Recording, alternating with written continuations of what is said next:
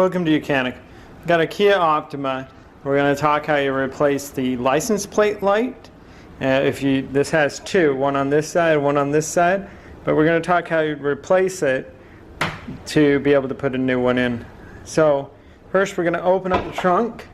Right? We see our light right in there. One thing is there are two ways to do it.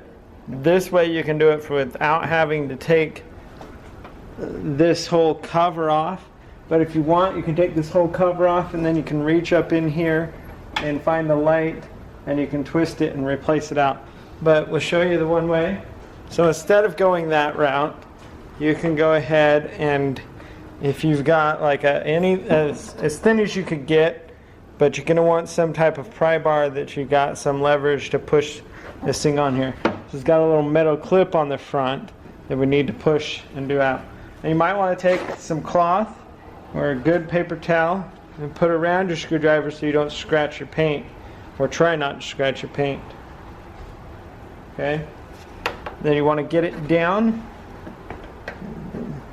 in there and just kind of, it's at an angle here, and we're just going to push that metal clip and then just pull toward you. Okay? And then that way you can get this disconnected from the housing, and then you would just twist this out. So that's the cover. So you twist that cover off. Now we have access to the bulb itself. Just pull it out, inspect it, make sure you've got the right one to go back in.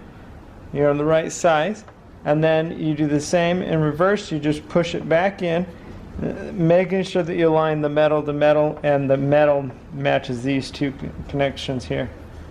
Then you just push it back in, and then you can put this back on.